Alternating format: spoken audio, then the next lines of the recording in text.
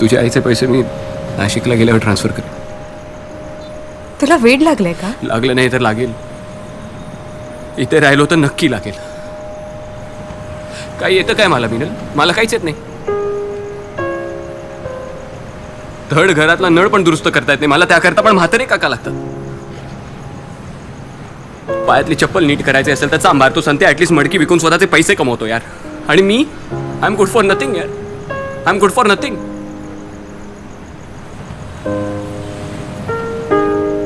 स्वतःचा स्वाभिमान बाजूला सोडून लोकांच्या पायामध्ये बूट घुसवून विचार केला की नोकरी करावी, तर त्यावरनं पण मला काढून टाकलं गेलं माझी काहीही चूक नसताना.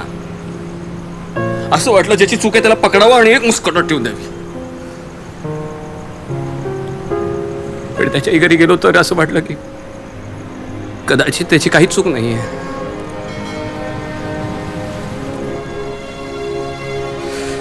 तुला माहितीये नाशिकमध्ये असताना ना एक फोन कॉल केला ना तर पोलीस धावत यायचे माझ्या घरी. एक फोन कॉल केला तर आज टपल्या मारत होते ग मला.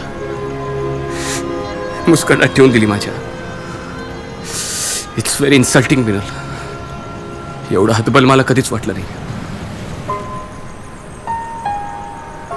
हॅपीनेस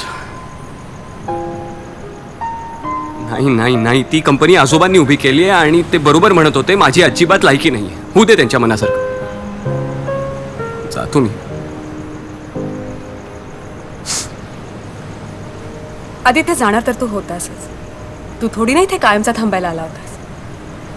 पण तू हरून परत गेलास तर तुझ्या आजोबांना अजिबात नाही आवडणार आहे ते.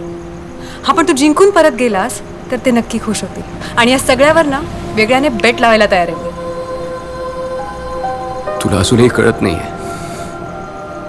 आदित्य तुला कळत नाहीये. एवढ्या क्षणी हरणार आहेस तू. इथे ना हातावर कमवून ताटावर वाढणारी माणसं जगतात. ज्या दिवशी कमवतात त्या दिवशी जेवतात. ज्या दिवशी नाही कमवत उपाशी झोपतात यार. पण हार नाही मानत. सकाळी मस्तपैकी उठतात, छानशी स्माइल करतात आणि पुन्हा कामाला लागतात. तू खूप भारी आहेस ग मिनल. मस्त बोलतेस.